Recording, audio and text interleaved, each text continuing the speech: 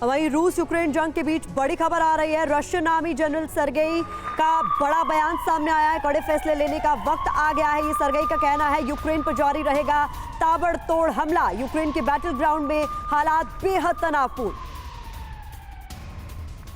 तो Sergei Surovikin है, उनका ये बयान सामने आया। देखिए, रूस और यूक्रेन के बीच जो जंग लगातार 8 महीनों से चल रही है, उसमें अलग अलग ऐसे ही बयान हम सुन रहे हैं। यूक्रेन में अब रशियन मिलिट्री ऑपरेशन को लेकर के अब चर्चा हो रही है। एक के बाद एक ऐसे धमाके हो रहे हैं। लगातार TV9 भारतवर्ष पर आप तस्वीर देख रहे हैं कैसे यूक्रेन के जो सैन्य ठिकाने हैं उससे नेस्तनाबूद करने के लिए टारगेटेड अटैक रशियन मिलिट्री की ओर से की जा रही है। ये लगातार तस्वीरें भी सामने आ रही है। लेकिन बड़ी बात यह है कि अब क्या रूस, व्लादिमीर पुतिन अपनी स्ट्रेटजी में बदलाव करेंगे अगर उन्हें ये जंग जीतनी है तो।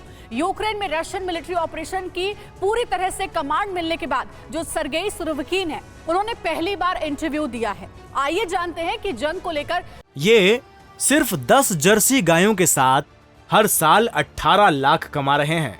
आपको भी ये सीखना है तो फ्रीडम ऐप को अभी डाउनलोड कीजिए। सुरोविकिन ने और कौन कौन सी बड़ी बातें कही हैं, ये देखिए इन्फॉर्मेशन वॉल पर वो सारी डिटेल्स आपके सामने हम रखने जा रहे हैं कि आखिर क्यों कहा है रूसी जनरल ने ये बात, क्यों कबूली है कि हालात इस वक्त जो है वो अनकंट्रोल्ड है, नियंत्रण से बाहर है।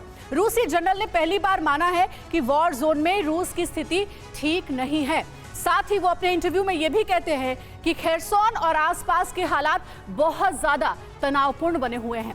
यही नहीं रुकते हैं वो, जब उनसे उनकी फौज को लेकर सवाल पूछा जाता है तो वो कहते हैं कि हमारी फौज को कड़े फैसले लेने के लिए मजबूर कर रहे हैं ज़ेलेंस्की। यूक्रेन के राष्ट्रपति को कोट करते हुए ये बयान उन्होंने दिया। यूक्रेनी फौज के हमले में भारी तादाद में यूक्रेनी नागरिकों की मौत हुई है। ये भी बात उन्होंने कोट की कि यूक्रेन ही हमला कर रहा है और उसी में यूक्रेनियंस की जान जा रही है। अपनी रिजर्व फोर्स को फ्रंट लाइन पर लड़ने के लिए भेज रहे हैं। ये अब एक नई स्ट्रेटेजी है रूस की ओर से। यूक्रेन की रिजर्व फोर्स में ज्यादातर सैनिक ट्रेंड नहीं है और वे किसी को भी गोली मार रहे हैं।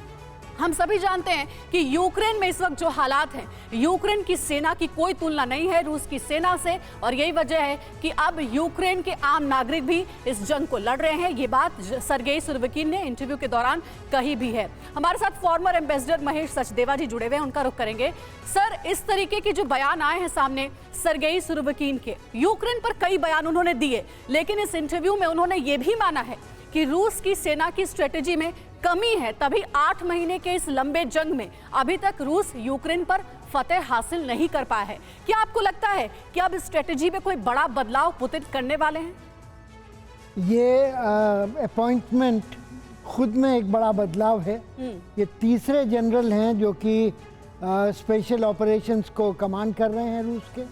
और मुझे जो चीज़ प्रभावी लगती है वो ये है कि इन्होंने वास्तविकता को छुपाया नहीं है, नारेबाजी नहीं की है और चेस्ट थम्पिंग नहीं की है, और वास्तविकता को छुपाने का ये इन्होंने जो वक्तव्य दिया है उसका मेरे ख्याल से ऊपर से उसकी क्लियरेंस हुई होगी जी। और मुझे लगता है कि ये एक नए युग की नई रणनीति की शुरुआत है। बिल्कुल नई रणनीति की शुरुआत तो साफ तौर पर लगती है, क्योंकि जनरल सर्गेई सुरोविकिन, जैसा कि आपने बताया, जंग के दौरान तीसरी बार जनरल को बदला गया है और ये जो जनरल हैं ये पहले वाले जनरल से भी काफी ज्यादा क्रूर माने जाते हैं। और जिन 12 शहरों पर अटैक हुए थे क्रीमिया ब्रिज अटैक के बाद, वो इन्हीं के नेतृत्व में अंजाम दिए गए थे। ये सिर्फ 10 जर्सी गायों के साथ हर साल 18 लाख कमा रहे हैं। आपको भी ये सीखना है तो फ्रीडम ऐप को अभी डाउनलोड कीजिए।